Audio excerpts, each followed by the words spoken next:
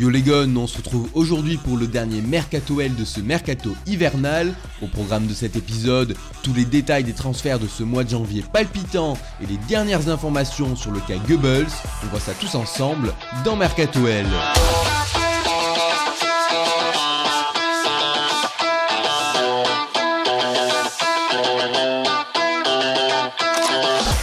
On commence avec les départs où pas moins de 5 joueurs ont quitté le club rhodanien, dont 4 définitivement. Maxime Darpino et Gaëtan Perrin, qui étaient tous deux prêtés en Ligue 2 à Orléans depuis juillet dernier, ont définitivement été transférés à l'USO. L'OL ne perçoit aucune somme dans ces deux transferts, mais des intéressements sur la plus-value de 30 et 40% ont été négociés en cas de revente des joueurs de 21 ans. Alan Zabana a également quitté l'OL cet hiver.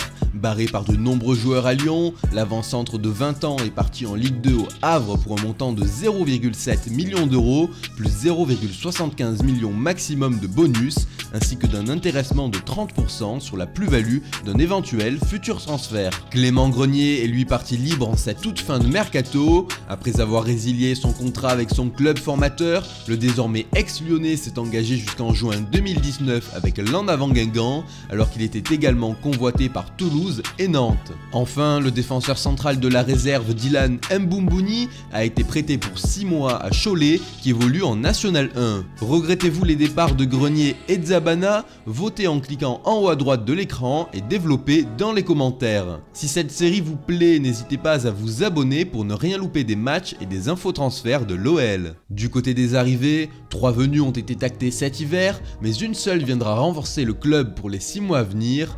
En effet, Oumar Solé est arrivé en prêt de Laval jusqu'en juin. Ce prêt payant s'élève à 0,55 millions d'euros et est accompagné d'une option d'achat du même prix à laquelle pourront s'ajouter 2 millions d'euros de bonus ainsi qu'un intéressement de 20% sur la plus-value d'un éventuel futur transfert. C'était dans les tuyaux ces dernières semaines. Léo Dubois a signé un contrat de 4 ans avec l'OL, soit jusqu'en juin 2022.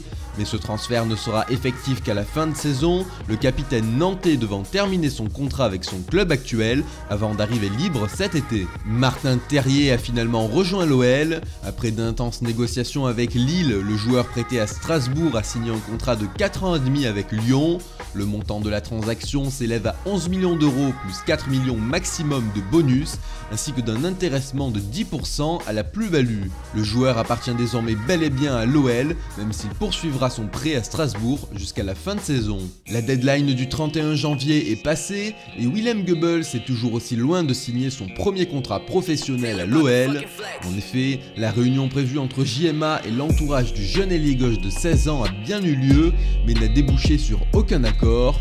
L'oncle du joueur déclarait pour 20 minutes que le père de Goebbels souhaitait que Lyon s'aligne sur les projets sportifs et financiers de grands clubs européens.